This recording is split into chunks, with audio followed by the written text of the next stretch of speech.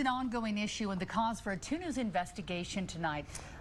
Yeah, we have been showing you all of these videos right here on 2 News since the start of the year. More and more large animals like moose, cougars, they've been spotted in neighborhoods. There have been some confrontations and some very close encounters. In one instance, even the death of a family dog.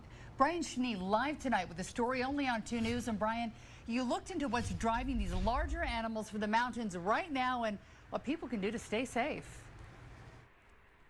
Heidi and Jim, no kidding. I mean, we've been getting so many pictures and videos into our newsroom about this of animals coming into lower elevations. I'm in a very quiet Midville neighborhood tonight. It's right on the Midville-Sandy line. It's still a good distance away from the East Bench where homes butt up right against the foothills.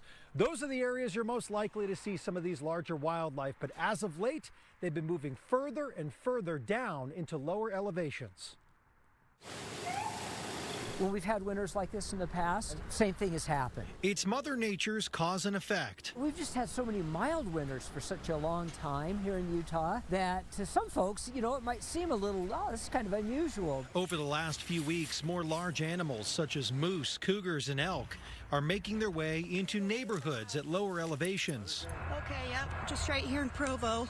Like this moose in Utah County. My Lord, oh, don't come near me.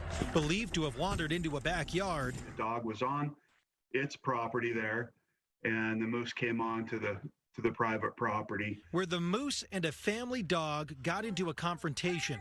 The dog didn't survive. It's a tragedy, but we don't blame anybody for this. Because of the snow conditions this year, we are seeing more wildlife in lower elevations.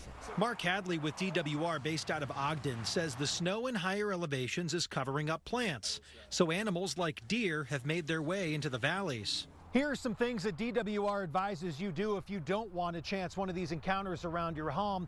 If you have pets or children, they advise not letting them out around dawn or dusk, or if you do let them out, supervise them.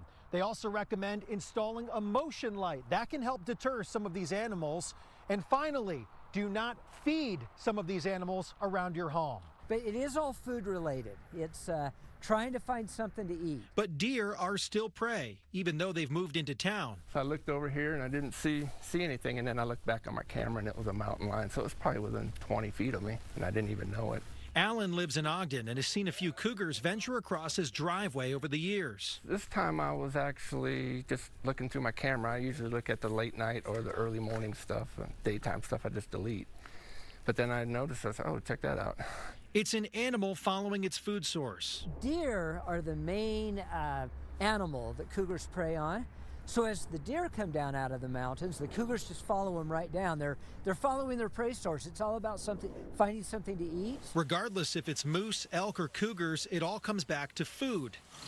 And since these animals store their food for the winter, every time they get startled or are forced to use energy, the hungrier they get. The main thing that folks can do to keep themselves safe and also to help the wildlife out is to keep your distance when you see wildlife.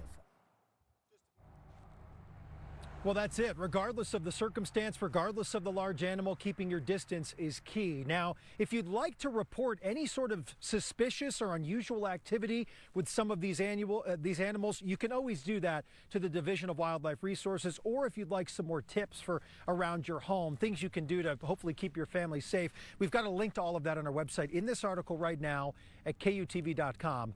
We're live for you in Midville tonight. Brian Schnee, KUTV 2 News.